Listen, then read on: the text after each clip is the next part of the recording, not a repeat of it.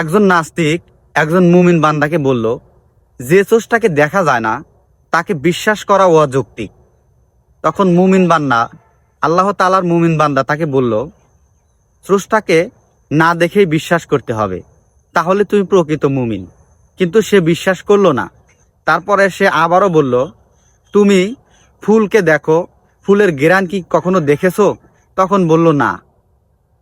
তারপরে মুমিন বান্দা বলল, ফুলের কদর ঘ্রাণে, ফুলের সৌন্দর্যতে কদর না। ফুলের যদি ঘ্রাণ না থাকে তাহলে ওই ফুলের কোনো সৌন্দর্যই নেই। তারপরে সে বিশ্বাস করলো না। তারপরে সে আবার বলল, তুমি যে প্রাণীকে দেখেছো, প্রাণীর কখনো প্রাণকে দেখেছো? সে বলল না। সে তখনও বলল যে প্রাণীর কদর কিন্তু প্রাণে, প্রাণীর দেহতে কোনো কদর নেই, কারণ এই প্রাণীর মধ্যে থেকে প্রাণ চলে গেলে সে প্রাণী শেষ। তারপরে সে বিশ্বাস করলো না। তাহলে নাস্তিকরা কেমন দেখেন? নাস্তিকরা কেমন? আল্লাহ তাআলা সৃষ্টি করেছে, তারা কি বলে যে আমরা এমনি এমনি হয়ে গেছি। তারা নাকি এমনি এমনি হয়ে গেছে। এই যে একটা ফোন, এই ফোনটা এত সুন্দর করে তৈরি করেছে, নিশ্চয় এর একজন স্রষ্টা আছে।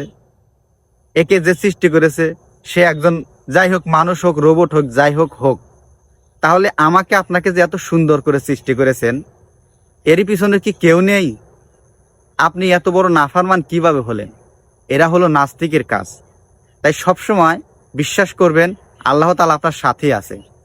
যারা বিশ্বাস করেন না যে আখিরাত বলতে কিচ্ছু নেই, শুধু দুনিয়াতেই, যা করবো দুনিয়াতেই, চারটা ভাত খাবো দুনিয়াতেই, বউ বাচ্চা নিয়ে সুখে থাকবো দুনিয়াতেই, বিল্ডিং বানাবো, অট্টালিকা বানাবো দুনিয়াতেই, না, এই দুনিয়ার পাহাড়গুলো তুলার মতো উড়বে ওই হাসরের ময়দানের আগে।